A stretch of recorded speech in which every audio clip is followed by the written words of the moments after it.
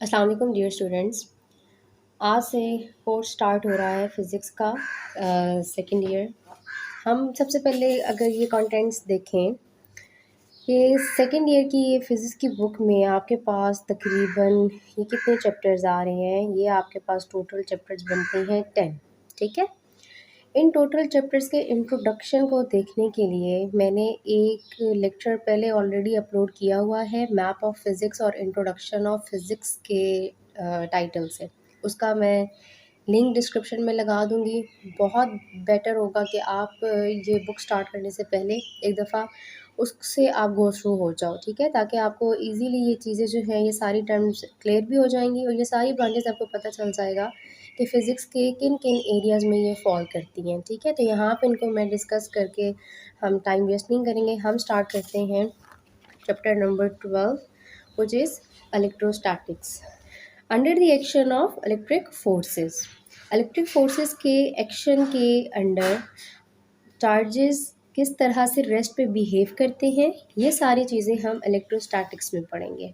Okay, let me read now. The study of electric charges at rest under the action of electric forces is known as electrostatics. Okay, clear? Clear everyone? तो electrostatics क्या है? Study of electric charges है at rest under the action of electric forces. An electric force is the force which holds the positive and negative charges that make up atoms and molecules. अब electric force क्या है? Electric force attractive भी होती है और repulsive भी होती है, ठीक है? इलेक्ट्रिक फोर्स एक ऐसी फोर्स है जो पॉजिटिव और नेगेटिव चार्जेस को होल्ड करके रखती है that makeup atoms and molecules. और पॉजिटिव और नेगेटिव चार्जेस जब एक बॉन्ड बनाते हैं तो क्या बनते हैं हमारे पास? एटम्स और molecules. The human body is composed entirely of atoms and molecules. Thus, we owe our existence to the electric force. हमारी जो ह्यूमन बॉडी है ये भी मेड अप ऑफ एटम्स और मॉलिक्यूल्स ही है। तो फिर हम कह सकते हैं कि अगर एटम्स और मॉलिक्यूल्स आपस में कंबाइंड हैं ड्यू टू इलेक्ट्रिक फोर्स, तो हमारी जो एग्जिस्टेंस है वो भी एग्जिस्ट कर पाती है due to electric force. Clear? Okay जी, अब हम आ जाते हैं कूलम्स लॉ पर, which is very important. We know that there are two kinds of charges, namely positive and negative charges. The charge on electron is assumed to be negative and charge on proton is positive.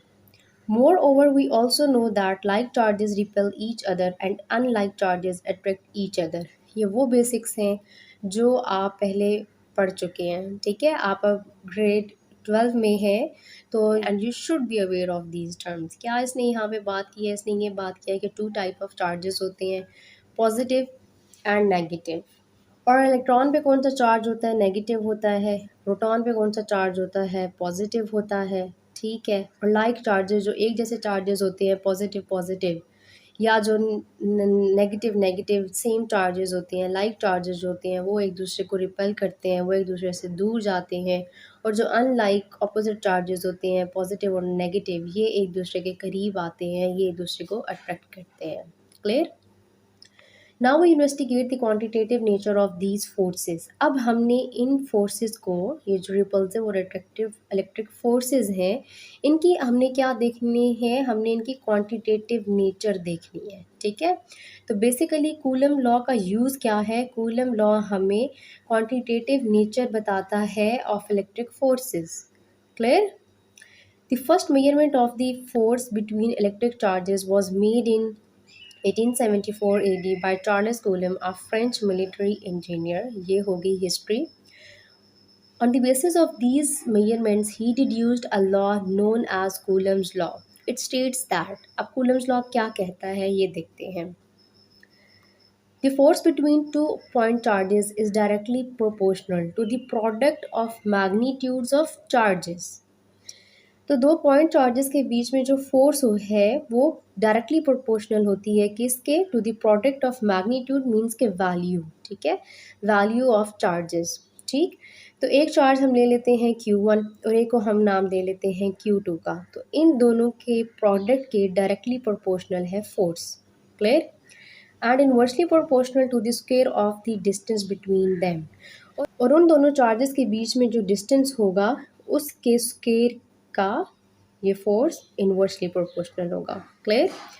जब ये proportionality symbol हट जाता है तो हमेशा उसकी जगह पे कोई कांस्टेंट आता है। तो ये के क्या है, ये के हमारे पास कूलम्स कांस्टेंट है। क्लियर। अब ये फिगर देखें, इस फिगर में हमारे पास एक Q1 चार्ज है और एक Q2 चार्ज है। ठीक है, इनके बीच का जो डिस्टेंस है उसको हम R से रिप्रेजेंट कर रहे हैं। F12 क्या है और F21 क्या है ये चेक कर लेते हैं। F12 वो फोर्स है जो Q1 पे एग्जर्ट हो रही है बाय Q2। ठीक है, और F21 वो फोर्स है जो Q1 पे एग्जर्ट हो रही है बाय Q2। ठीक है, where F is the magnitude of mutual force. अच्छा, ये जो इलेक्ट्रिक फोर्स है ना, ये म्यूचुअल फोर्स होती है। म्यूचुअल फोर्स का क्या मतलब है कि ये शेयरिंग फोर्स होती है। अगर Q1 ने Q2 पे फोर्स लगानी है तो डेफिनेटली Q2 भी Q1 पे फोर्स लगाएगा। ठीक है, that acts on each of the 2 point charges Q1 Q2 and R क्या है हमारे पास, डिस्टेंस है between them. The force F always acts along the line joining the 2 point charges। ठीक है, फोर्स किस डायरेक्शन में लगेगी, फोर्स हमेशा along the line joining 2 point charges। ठीक है, ये जो एक लाइन बीच में इन्होंने डॉटेड ड्रॉ की हुई है, इस लाइन के along ही आपकी फोर्स एक्ट अपॉन होगी। K is the constant of proportionality। Okay, it's value depends upon the nature of medium. ठीक है, अब ये जो K हमारे पास कांस्टेंट है, इसकी वैल्यू किस किस पे डिपेंड करती है, इसकी वैल्यू डिपेंड करती है नेचर क्या है मीडियम का। ठीक है, सॉलिड है, लिक्विड है, गैस है, एयर है, ग्लास है, रबड़ है, उस पर डिपेंड करेगी।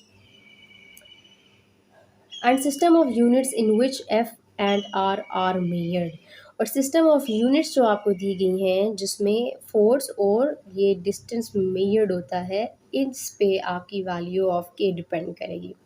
If the medium between the 2 point charges is free space. अब अगर मीडियम लेट्स सपोज के इन पॉइंट चार्जेस के बीच में फ्री स्पेस थी, free space means air, let's suppose air. ठीक है, तो फिर हमारे पास सिस्टम ऑफ यूनिट्स SI के अकॉर्डिंग के क्या क्या फार्मूला निकलता है। के का हमारे पास ये फार्मूला आता है, where epsilon naught is an electric constant. अब एप्सिलॉन नॉट क्या है, इसको हमने ध्यान से समझना है। ये होती है हमारे पास परमिटिविटी ऑफ फ्री स्पेस। अब ये परमिटिविटी क्या है, ये हमारे पास एक, ये हमें ये बताती है कि how electric force effects and how electric force is affected by medium between medium placed between the charges। Clear, कि इलेक्ट्रिक फील्ड कि इलेक्ट्रिक फोर्स किस तरह से इफ़ेक्ट करती है मीडियम को और किस तरह से मीडियम से इफ़ेक्ट होती है। Clear, in SI unit its value कितनी है, इसकी वैल्यू हमारे पास कांस्टेंट है 8.85 multiply 10⁻12। Clear, coulomb square newton metre. इसकी जब हम वैल्यू को यहाँ इस फार्मूला में अप्लाई कर देते हैं तो ये आपने कैलकुलेट करने के बाद हमारे पास क्या वैल्यू आती है, 9 मल्टीप्लाई 10⁻9 न्यूटन मीटर स्क्वायर पर कूलम स्क्वायर। क्लियर, ठीक है, तो कूलम फोर्स एक्चुअली हमारे पास क्या हुई, यहाँ ऊपर के पे हमने ये जब पुट कर दिया 1/4 पाई एप्सिलॉन नॉट, तो हम ये हमारे पास कूलम फोर्स का फार्मूला फाइनल आ जाता है। क्लियर, अब फर्दर हम इसकी थोड़ी सी एक्सप्लेनेशन देख लेते हैं। आज stated earlier, Coulomb's law is mutual force. ठीक है, मैं डिस्कस कर चुकी हूँ कि एक म्यूचुअल फोर्स है। क्यों, क्योंकि Q1 भी एग्जर्ट करती है Q2 के ऊपर फोर्स, और सेम इसी तरह से Q2 जो है वो भी equal but opposite force Q1 पे एग्जर्ट करती है। ठीक है, पीछे मैंने टर्म्स का जिक्र किया था F21 और F12, इन दोनों को क्लियर कर लें। if we denote the force exerted on Q2 by Q1, अगर फोर्स किसके ऊपर लग रही है, Q2 पे लग रही है Q1 के थ्रू, तो हम कहेंगे वो F21 है।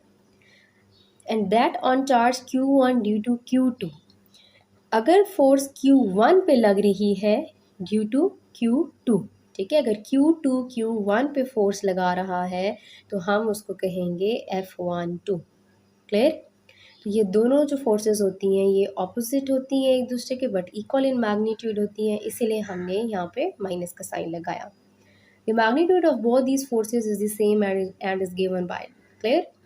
To represent the direction of these forces we introduce unit vectors. अब यूनिट वेक्टर्स क्या होते हैं? जो हमें डायरेक्शन बताते हैं, ठीक है। तो इन फोर्सेस की F21 फोर्स की जो यूनिट वेक्टर होगा वो R21 होगा, और F12 फोर्स का यूनिट वेक्टर R12 होगा, ठीक है। तो यहाँ पे देखिए, यहाँ ए पार्ट में Q1 Q2 के ऊपर फोर्स लगा रहा है तो F21 है, ठीक है, और उसकी जो यूनिट वेक्टर है वो भी अलोंग द फोर्स है, ठीक है, in the direction of force है। और यहाँ बी पार्ट में F12 क्या है? F12 है हमारे पास कि Q2 Q1 के ऊपर फोर्स लगा रहा है, ठीक है, और R12 क्या है? सेम इसी तरह से इसका यूनिट वेक्टर है। If R21 is the unit vector directed from Q1 to Q2 and R12 is the unit vector directed from Q2 to Q1, तो हमारे पास जब फार्मूलाज में हम in the terms of unit vectors लिखेंगे तो in the terms of unit vectors हमारे पास यहाँ पे ये यूनिट वेक्टर्स ऐड हो जाएंगे और ये हमारे पास फार्मूलाज फाइनली आएंगे, ठीक है। और आगे यही कहता है कि it can be seen that these two forces are equal but opposite in direction. Clear? चलें आगे चलते हैं। We shall now consider the effect of medium between the two charges upon Coulomb's force. अब हमने क्या देखना है? अब हमने इफेक्ट ऑफ मीडियम देखना है कूलम फोर्स पे, मीन्स कि हम परमिटिविटी देखने जा रहे हैं। Clear? If the medium is a insulator, अगर मीडियम चार्जेस के बीच में कोई इंसुलेटर हुआ, ठीक, और इन ऐसे मीडियम को जो इंसुलेटर मीडियम होता है, जो इंसुलेटर होता है इन नेचर, उस मीडियम को हम डाइलेक्ट्रिक कहते हैं, ठीक है। अब कहीं पे भी डाइलेक्ट्रिक वर्ड आएगा तो आपने समझ आना है कि भाई यहाँ पे मीडियम की बात हो रही है, और वो भी किस मीडियम की बात हो रही है? जो कि इंसुलेटर है, ठीक है, जो कि करंट पास नहीं कर सकता। Clear? It has been found that the presence of dielectric always reduces the electrostatic force as compared with that in free space. कहता है कि फ्री स्पेस में तो आपकी इलेक्ट्रोस्टैटिक फोर्स एग्जिस्ट करती है, लेकिन in the presence of dielectric medium insulators, ठीक है, वहाँ पे ये फोर्स रिड्यूस हो जाती है। क्लियर? अब ये फोर्स रिड्यूस हो जाती है बाय अ सर्टेन फैक्टर। किस फैक्टर से वो रिड्यूस होती है उसको हम कहते हैं, उस फैक्टर, वो फैक्टर जो है हर एक डाइलेक्ट्रिक के लिए कांस्टेंट होता है। जैसे यहाँ टेबल में हमें डिफरेंट मीडियम्स के लिए उनके आगे से रिलेटिव परमिटिविटीज़ दी हुई हैं। क्लियर? क्लियर हो गया? This constant is known as relative permittivity and is represented by epsilon R. The values, ये वैल्यूज़ हमारे पास गिवन है। तो फिर हमारे पास जो कूलम्स फोर्स है in a medium of relativity of permittivity, ये हमारे पास क्या आ जाता है फार्मूला, फिर हमारे पास मॉडिफाई हो जाएगा 1/पाई epsilon naught into epsilon are, ठीक है। ये कब होगा? ये तब होगा जब हमारे पास डाइलेक्ट्रिक मीडियम आ गया, ठीक है। It can be seen that in the table epsilon are, ठीक है, ये आर के लिए एप्सिलॉन आर क्या जो है एयर के लिए, एयर कहाँ है भाई? एप्सिलॉन आर एयर के लिए वैक्यूम अबाउट 1 है, ठीक है, ये 1.00006 आता है, तो ये अबाउट इसकी वैल्यू जो है क्लोज टू 1 हो जाती है, ठीक है। तो ये जो हमारे पास पीछे हमने ये फार्मूला पढ़ा है, यहाँ पर भी मेरे पास ये एप्सिलॉन आर है, लेकिन एप्सिलॉन आर इक्वल टू 1 है, ठीक है, इसीलिए हम मेनली फार्मूला में नहीं लिखते। ठीक हो गया? तो ये इक्वेशन हमें फाइनली क्या देती है? ये हमें इलेक्ट्रिक फोर्स देती है इन एयर। चलें जी, होप सो कि आपको आज का लेक्चर समझ में आया होगा, सब कुछ आपको क्लियर होगा। अगर कोई क्यूरी हो तो कमेंट सेक्शन में आपने ज़रूर पूछना है। का ये होमवर्क है कि आपने क्या देखना है, ये एग्जांपल 12.1 देखनी है, ठीक है, ये मैं नहीं करवा रही, ये आपका होमवर्क है। अगर इसमें कोई भी क्यूरी हो तो आप कमेंट सेक्शन में पूछ सकते हैं। ओके जी, अल्लाह हाफिज़, फिर मिलेंगे नेक्स्ट लेक्चर में।